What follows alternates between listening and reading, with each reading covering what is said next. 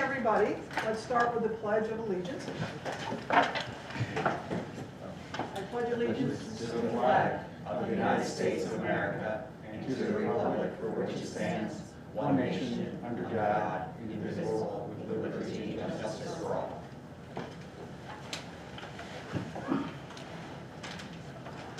Some announcements tonight. Mrs. Miller and Mr. Gilbert are not with us tonight for personal reasons. They will be back next time we meet.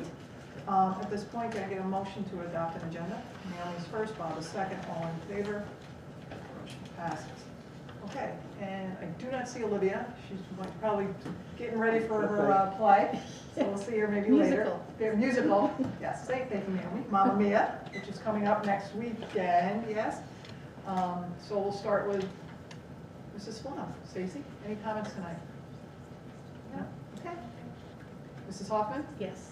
I wanted to, one, I'm excited about the musical, and I hope, I also wanted to say it was really a very moving ceremony last week for the inaugural Tech Honor Society. So a big thank you to Mr. Lombardi and also Mrs. Barrett, who was a guest speaker for that. But I wanted to share something that's going on with High School Partnership, because I think it really fits in with a lot of what is being shared as of late anyway. And that is specific. They have, at the beginning of the year, they established goals and objectives, and two of them are, one, working to continue re-engagement, and this is specific to in-person learning, hybrid CBL experience, and the other one is a senior exit survey. But on the re-engagement front, there's a direction that the team has taken, the High School Partnership team, which is a mix of parents, administrators, teachers, when I say administrators, principals, especially so. And it's a great group. They're a very busy group. They're doing a lot of good work. I know that I should share that Deanna's also on that committee with me. And what I wanted to share specific is that one of the goals that they're doing is promoting the vocational programs in our district. And you know, a lot of times when people think of Shen, they think of Shen as, you know, a prep school, so to speak, for college. There's a heavy push to go into you know, a 2 or 4 year school. But we have all these other programs, and you know, many students end up going that direction, but this provides them an opportunity to do it while in high school. So there's been more of an emphasis, a focus on those programs. And so back in January, the students from Mrs. Burmeister's journalism program, they actually interviewed students that were both part of our vocational, the ones that are offered here at Shen and also through BOCES. So whether it's computer integrated design or the construction technology, you know, building that house that's out back, or through BOCES, whether it's criminal justice or cosmetology or you know, diesel technology, you know, there's so many programs. So that Shencast, they interview students that are in our district that are taking those programs, and that you meet the teachers, but also for the BOCES programs, they interviewed students as well. And so it was really nice. We have over 90 students that take BOCES classes. I mean, there's a lot that our district does with BOCES, but I'm focusing on just those programs. And so I thought, if you have an opportunity, please go and watch that Shencast. I have a feeling that there may be another one made next year with masks off, because when you watch it, everyone has masks on. But it really is good. I had no idea all the great things that are going on. But these are hands-on. You know, it's a classroom experience, but it also provides hands-on experience. And you know, the combination of the two is wonderful. Also, last week, I learned, you know, being in BOCES, we also met with our legislators, and one of the BOCES students was there that's from Shen, and he talked about how he came from Shen, from a private school, and he met with a guidance counselor and found out about the BOCES programs, the BOCES program, and now he's excited about learning, he's excited about school, and he was meeting with senators and assembly persons and sharing his experience, and that was exciting to see. And so I just can't say enough about you know, this program. I think it's you know, it's always been there. It's getting, you know, they're expanding the programs that are offered. You know, even this year, our board has approved, I think it's the computer science principles. I think that's one of them. And that's actually considered part of the vocational series. And so these programs are growing, they're being expanded, and I think that I really hope that our board can appreciate that we have them available in our district. And there was one other program that I thought people need to know about. It's actually called a Career Exploration Internship Program. And so that's something we offer here at Shen. So students go into that program if they have something that they want to pursue.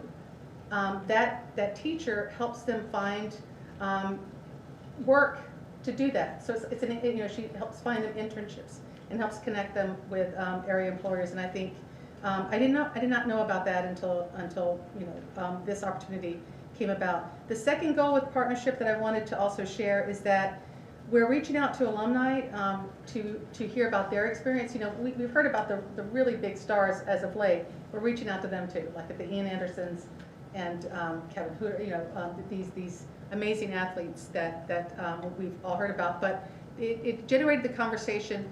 We're a big district. We have a lot of students.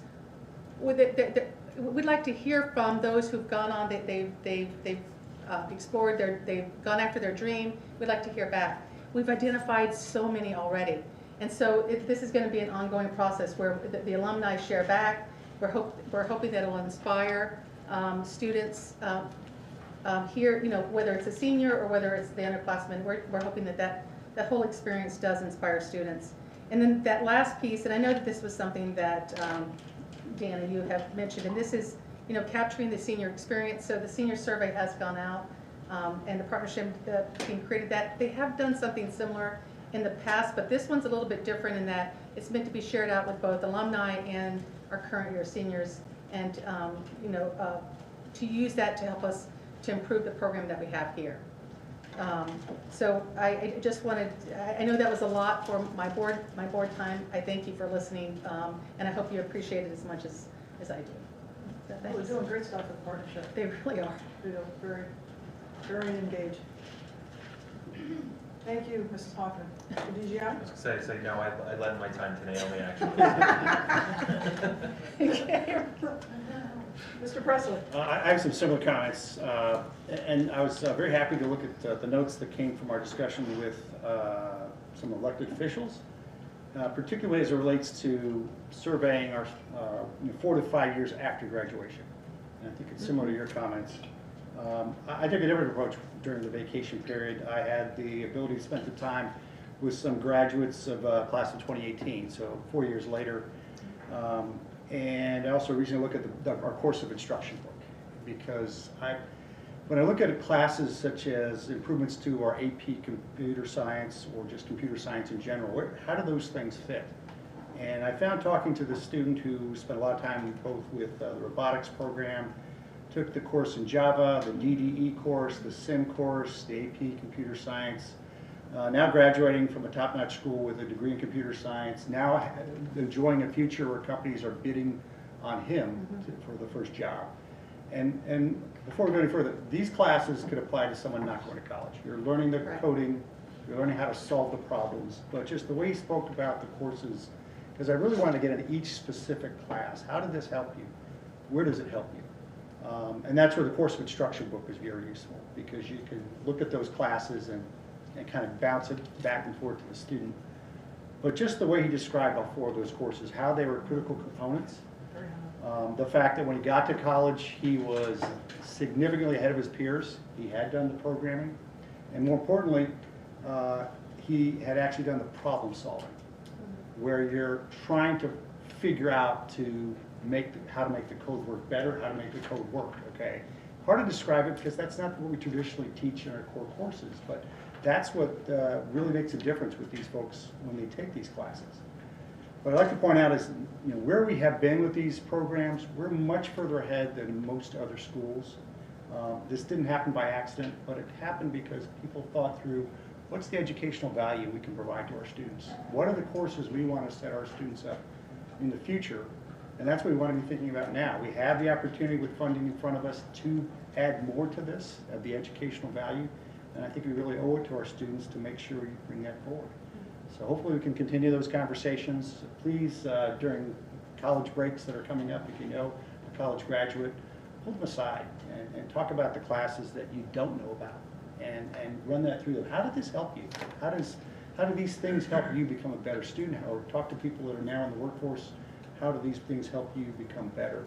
And where are you relative to other programs that you encountered when you were in college? Anyway, that's all I wanted to add. Thank you very much. Thanks, Bob. So just a few things for me, high level.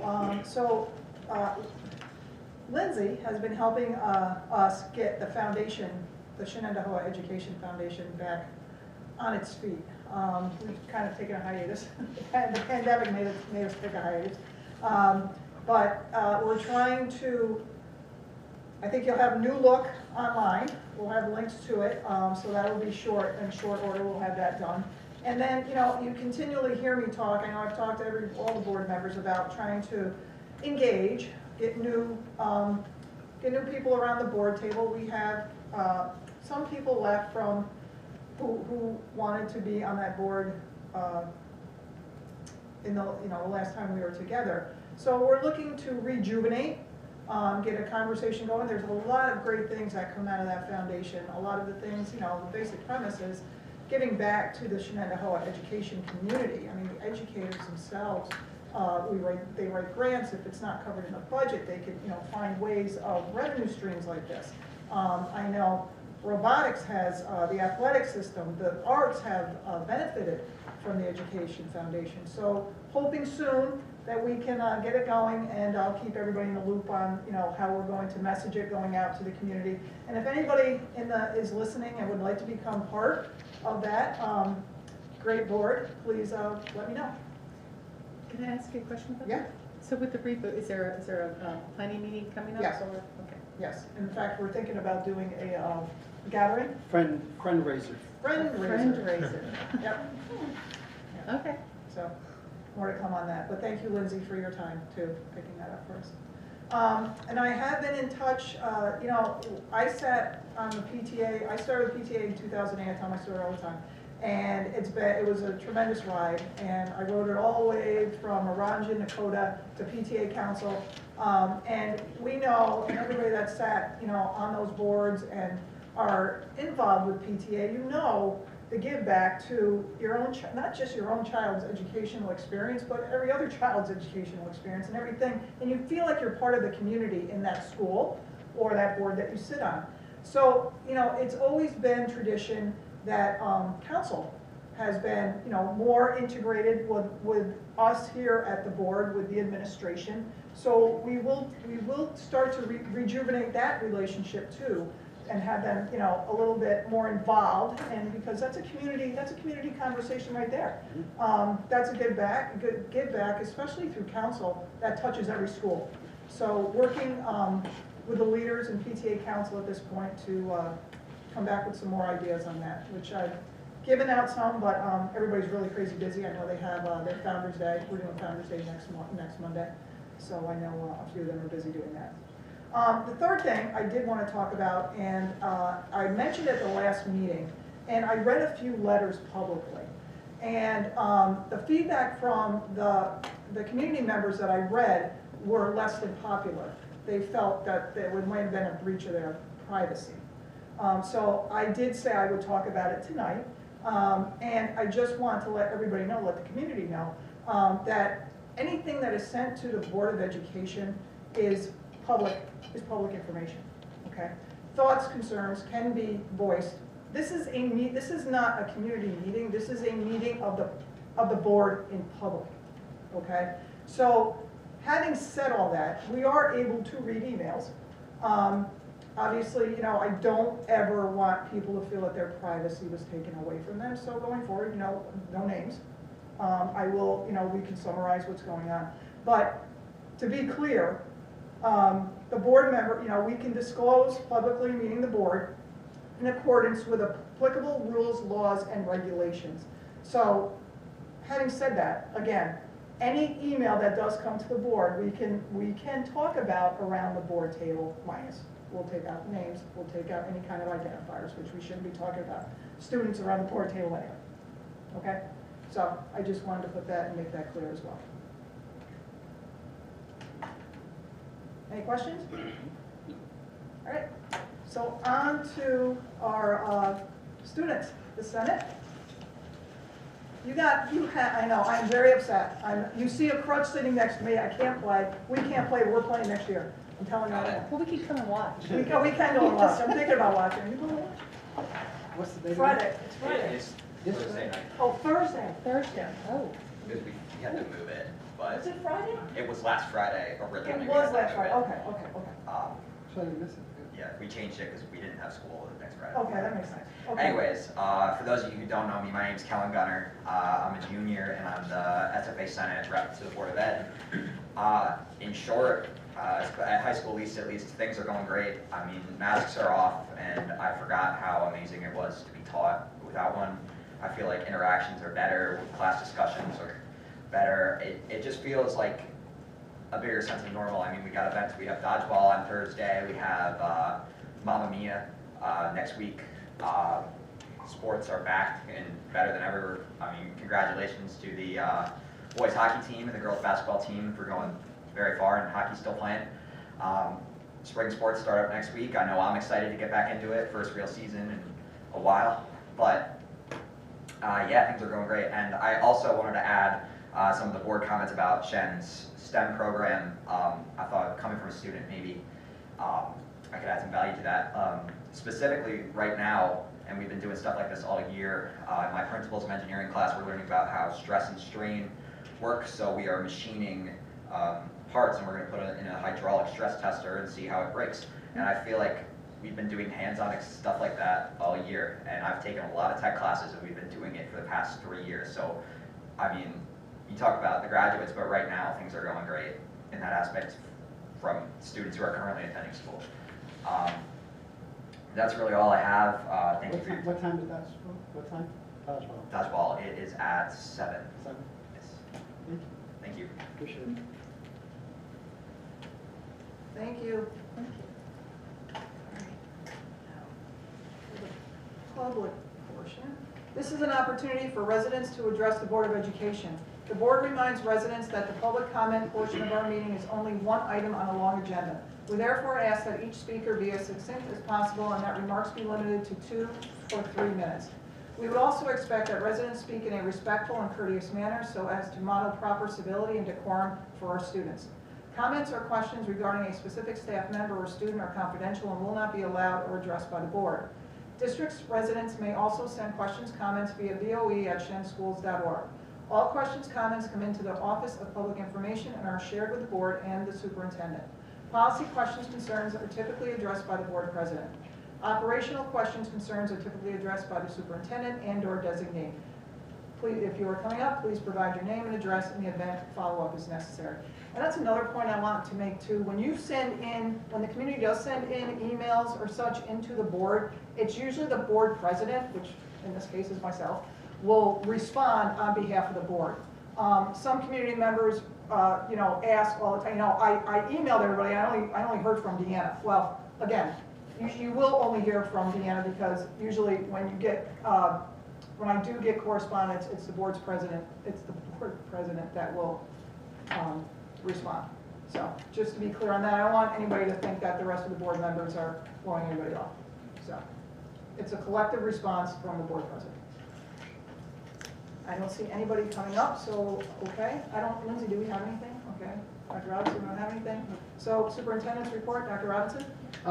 Thank you very much, Mrs. Stevenson. Just a couple of quick comments, and I'm trying to figure out when this would go into law. If you read today in the newspaper, there was an article about absentee voting being allowed for individuals with COVID concerns. They're going to continue that. My assumption, the governor is supposed to be signing off on that. So once that becomes official, we'll put that as a part of our absentee ballots as well, so people are aware that they can get a ballot. If you remember last time, all you had to do was say COVID concern, and you were eligible for absentee ballot. So we'll unpack that a little bit as we get into the voting process as well. And certainly Mrs. Chase, who's our Assistant Superintendent for Finance, as well as our district clerk, and just going to save her the trip of coming up. I have here on the table with me the petitions, if you will, for Board of Education candidates. There's a time sequence of when petition can be issued, and tonight is the clock starts, so to speak. The petitions must be returned by 5 p.m. on April 18th. And this year is requiring 56 signatures for individuals running for the board. It's important that those signatures are members of the community that are eligible to vote. And so it's pretty straightforward.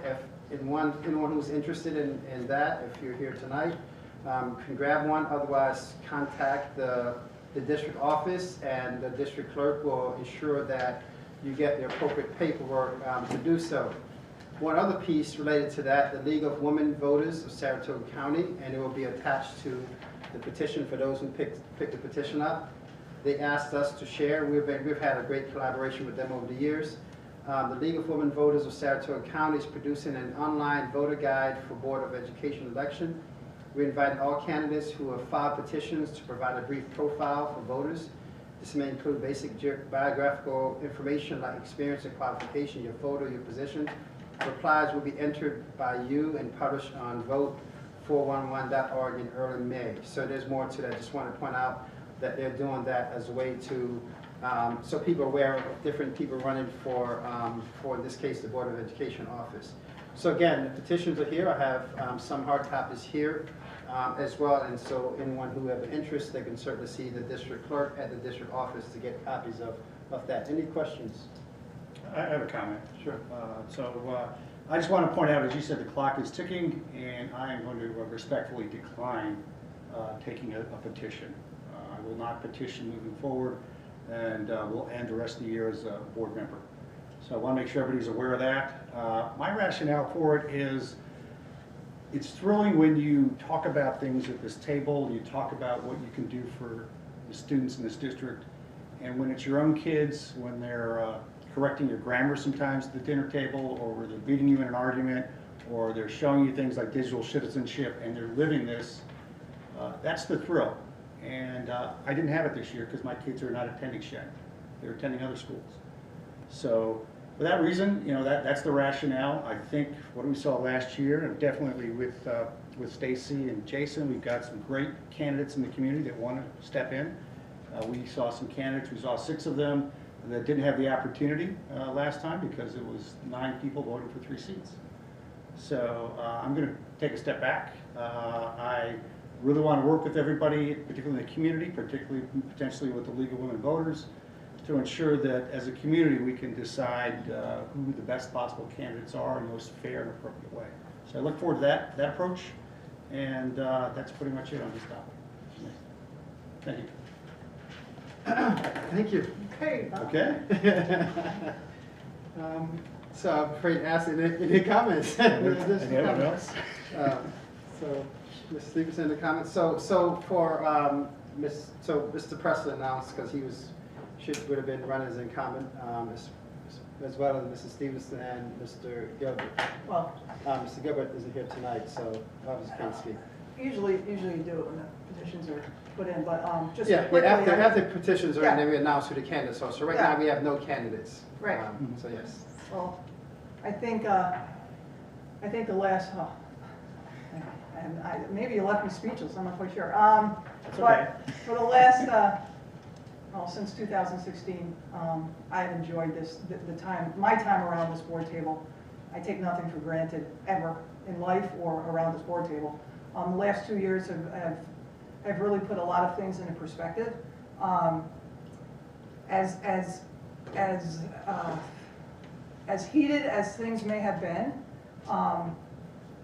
the passion that I've seen in this community, you could feel the pulse a lot, many times, on both sides, right? And then we have the big middle. But I will tell you, nothing compares to, in my life, than giving back to the community in such a capacity that I have been able to do since 2016. And it is my intent to continue on. So that's all I'm going to say for now. So everybody will start seeing that social media. Okay. So what other topic? Two other topics. The advocacy. We had virtual meetings with Assemblywoman Walsh, Assemblywoman Warner, and Senator Tedesco is actually one of his legislative director was the person on the call. I shared with Friday Bulletin with you just a summary. Lindsay took copious notes on those calls, so it was great to have the feedback. I think that broad sentiments, Mrs. Hoffman was on all the calls, correct, if I'm not mistaken. I think that the general sentiment from both sides, which is interesting when I say both sides, looking at the Republican and Democrat piece of it, and then the typical, the governor middle when it comes to budgeting piece, that there was a lot of consensus surrounding financing of education, and probably equally there was, I wouldn't say concerns, but focus on sustainability of funding beyond the next 2 years. So that's great, because typically funding is one of those areas that we go into really trying to push and advocate for.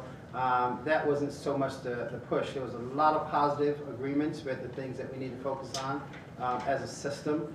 Conversations around collaborating to try to create better networks for families, to support families when it comes to social emotional pieces. Collaborating when it comes to opportunities for our students. Even the comments tonight about career technical options for kids within schools. So a lot of very positive conversations, and so I think the sentiment is that this year the state budget should occur in an on-time mode versus, if you recall, every time we get to this point and we're like, are we going to have an on-time budget? It became like a betting, right? Or is it going to be April 1st, May 1st? When is the on-time budget? So I think there's a lot of positive sentiments around that. And overall, I think all three of our representatives are very appreciative of us as a school district taking the time to talk to them as well. So I don't know, Mrs. Hoffman, if you have any thoughts that you want to add to any of the conversation, broad comments otherwise that you pulled from that. I thought it was really helpful, and that was actually where my comment came from when I said, you know, this is really what we're talking about, because it was Assemblywoman Walsh who had talked about alternative tracks and doing more to promote that. You know, how she saw where it should be going.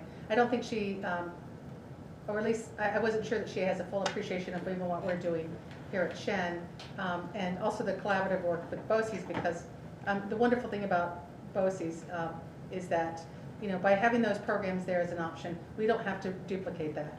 They find the experts. You know, I had shared a few examples, but it's a great collaborative relationship that, and it really expands our programs. So I really appreciated hearing that from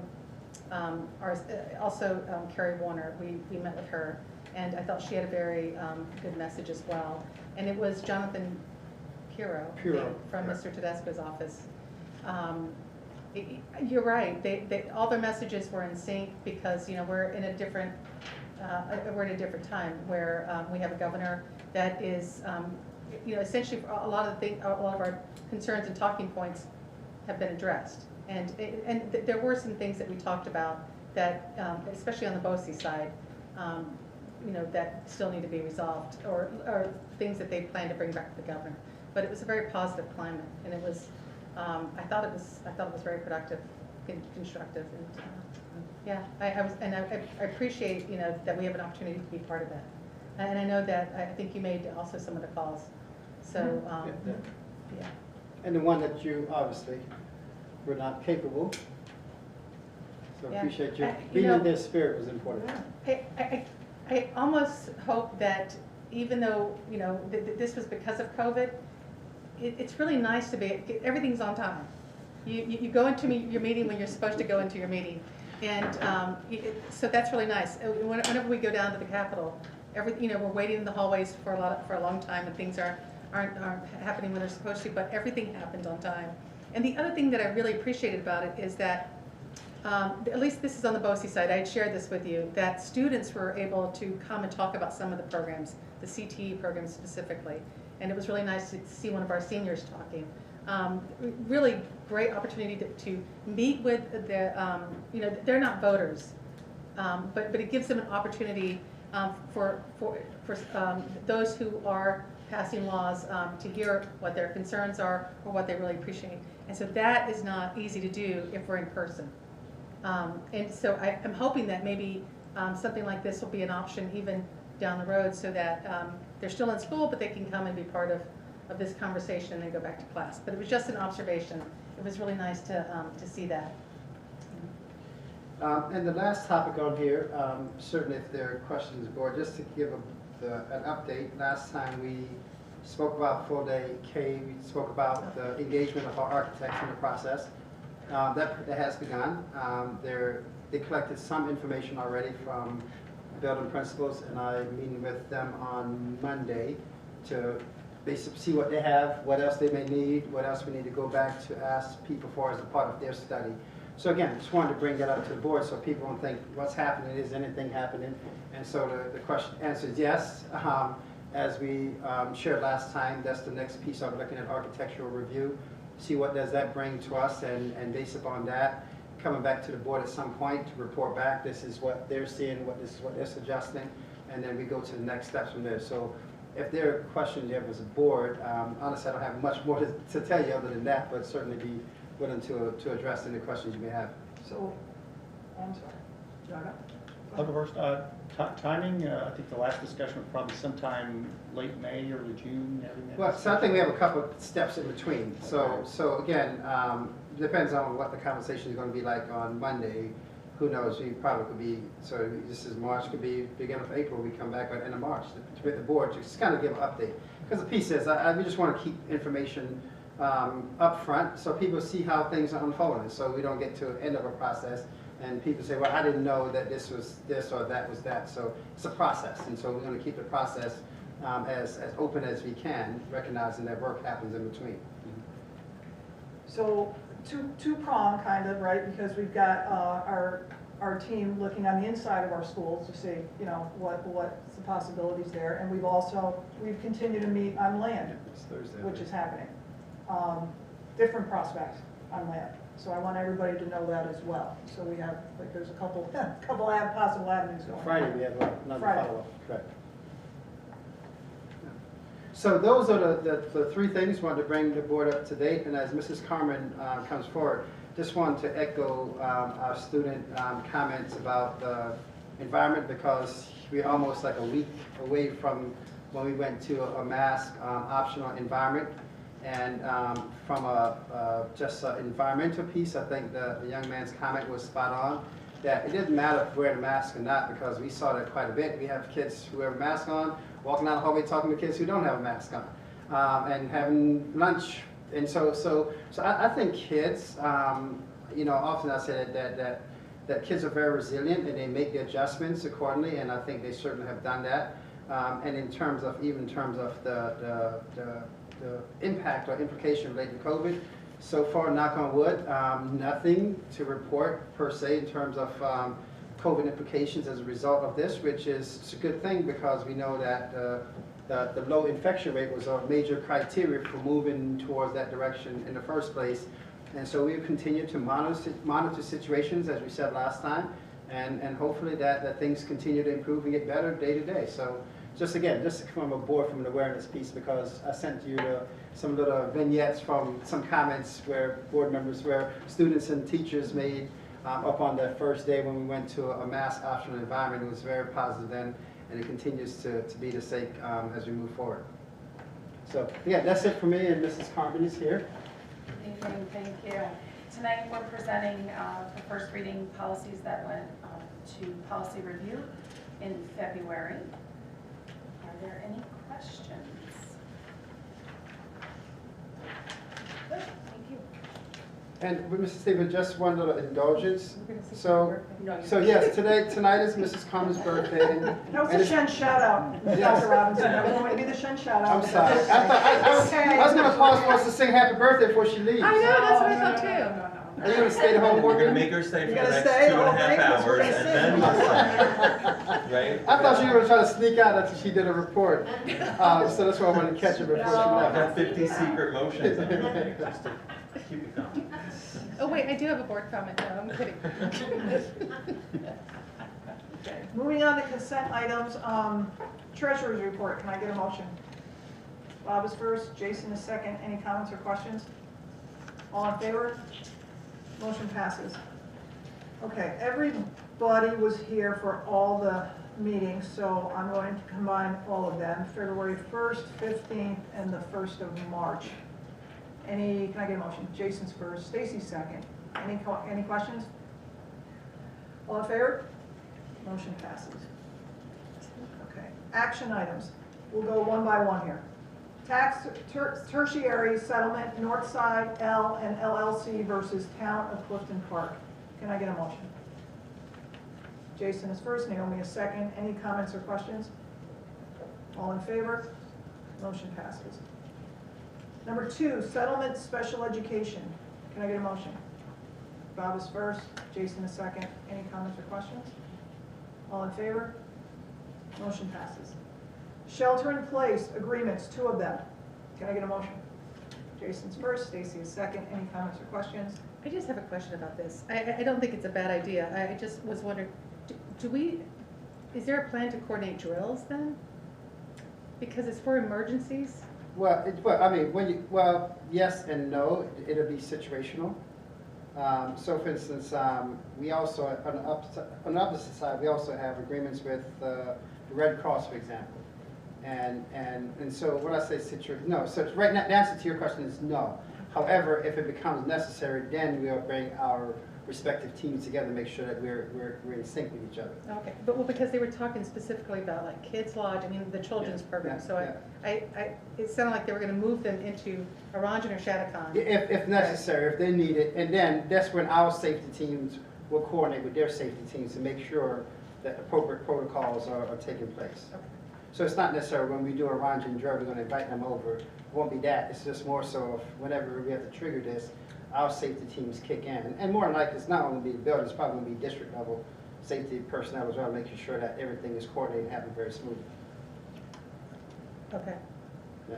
So that's why I said it's kind of situational, per se, because if something that they're planning in advance because they want to do something, then we'll try to coordinate with them. Has that happened in the past? I'm just curious what triggered this now?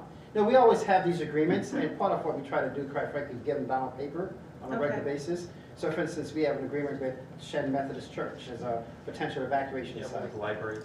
With the library. Okay. So we have these agreements, and so every now and then we just kind of bring them back up to make sure that all the parties are aware, because people may change. Right. And they realize that, oh, there was an agreement on the books that I wasn't aware of, type thing. So yeah. No, it makes sense. Yeah. It's like I said, I think it's a good thing, so, okay, thank Yeah. you.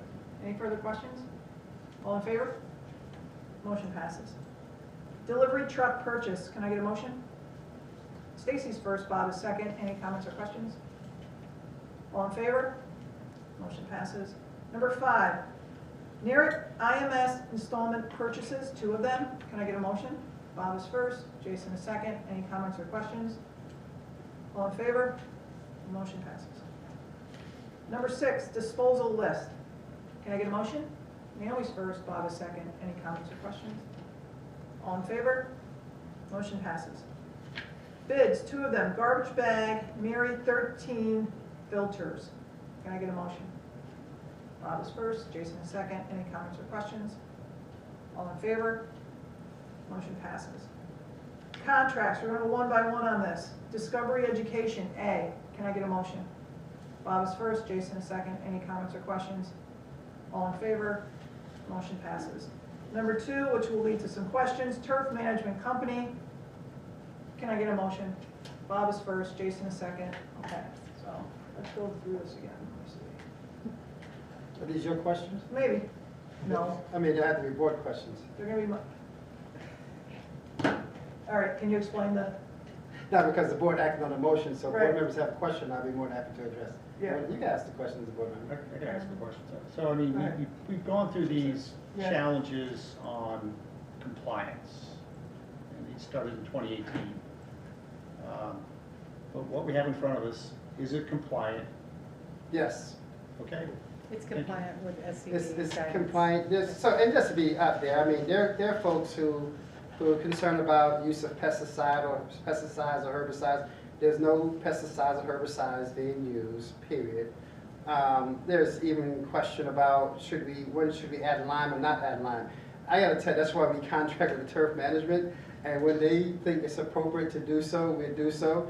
When they think it's appropriate for to aerate first and then level the fields up and fertilize and then do certain things, we'll do so. So this company has a great reputation across the state, in fact, working with specifically and strictly with schools for the purposes of keeping fields. And so we're pretty confident. We saw some of the great results of even the techniques that they shared with our grounds crew, as well as some equipment that they suggested that we purchase, which we have since purchased. And so yes, so absolutely compliant with all applicable rules and regulations in terms of the type of things that we can do and probably should be doing to keep our fields as best as they possibly can. And this company works for how many other school districts? Many school districts. In our region. Yeah, and that's the reason why we contract them, because when you think about it, certain regions have certain soils, certain things, and so you need people who are knowledgeable to the region, right? Versus bringing someone from Texas to tell us how to do fields in the Northeast when they don't freeze over for 6 months out of the year. This approach that they're using now, did they use that last year when we engaged with them? I don't know exactly, to be honest with you, Naomi. Every year so last year was a lot of focus on training and new equipment for our folks, even the hike where we cut the grass, making those modifications. So I wouldn't say, because I don't have the comparison, and honestly, my more concern is what's going to be the quality of it in terms of safety. And back to Mr. Presley's question, because it became a major issue, are we in compliance with applicable laws? And the answer to that, yes, we expect great quality, and no, we're not violating any rules and regulations while doing so. Okay. So, sorry. One more question. So we saw over the years that there's like a two-tier system. One is if you're a municipality, like a town or a school district, you're held to a higher standard versus somebody putting pesticides on their lawn. Is that still remaining? Yeah, I mean, what the rules for homeowners, in fact, I mean, quite frankly, it depends on where you live. Because you have certain HOAs. developers, Yeah. HOAs, that says you can't do certain things and not certain things. And again, I don't even want to give a lot of, I don't want to say conversation to it, because we're not doing anything. But yeah, there are differences that many people who have great front lawns do for their lawns that we can't do as a school system, for a wide variety of reasons. I mean, it's not to debate it, it's just the reality of it. And so what we've always tried to do is allowable within the law to keep us feel safe. And certainly the addition of the turf field this summer, the board later on is going to ask to approve a bid on that. It will be a tremendous asset to not only athletics, but particular to physical education, where in another couple weeks, you drive through the campus, fields are going to be used, 10, 12 hours a day. And so that addition will be a tremendous addition after this summer's construction. All in favor? Motion passes. Number 9, health service contracts, Lansingburg, Niskayuna, North Greenbush, Saratoga, Scotia, and South Colony. Can I get a motion? Naomi's first, Bob is second. Any questions? All in favor? Motion passes. Number 10, construction bid awards. Can I get a motion? Bob is first, Stacy second. Any comments or questions? All in favor? Motion passes. Establishment of Gladys E. Oh, I don't want to murder her name. Zyzik Memorial. With gratitude. Can I get a motion? Jason's first, Bob is second. Comments or questions? With gratitude. All in favor? Absolutely. Great. Motion passes. Scholarships and local grant donations, again, with extreme gratitude for this community. Jason is first, Bob is second. All in favor? Motion passes. Students, Mrs. Mylod, acceptance of special education placements. Good evening. You have before you the recommendations from the committees on preschool and special education service. Committees. Any questions for Mrs. Mylod? Okay. Can I get a motion? Naomi's first, Bob is second. All in favor? Motion passes. Approval of staffing recommendations. Can I get a motion? Naomi's first, Bob is second. All in favor? No question for Mrs. Bush. Oh, Mrs. Bush. I just wanted to Oh, recognize I'm four sorry. retirements, if that's okay. Shoot! And I was hearing Mrs. Mylod, so we could get back. I'm so sorry. No, that's I never okay. cut you off, Jill. You know I would never do that intentionally. That's okay. So Jim Fitzharris is retired after 20 years. He's works in our IMS department and has done many things, including all the clocks and Chromebooks and things. Ann Hartman is retired after 14 years. She's been a teacher aide, most recently in the Connections program. Robin Rabin is retired after 27 years as a high school, secondary school monitor. And Carla St. Jean is retired after 17 years as a bus board attendant. Thank you. Congratulations, Jim and Robin and Carla. I don't know where I left off here. I think it was all in favor. I think we did. I did it. Vanessa, did I do the whole thing? Yeah, all right. All right, all in favor, motion passed, Vanessa, just so we know. Okay, she's back. All right, Becky, birthday girl, second reading. Second reading being presented tonight. First reading went last month to the Board of Education. Any questions? Thank you. Can I get a motion? Bob is first, Naomi second, all in favor? Motion passed.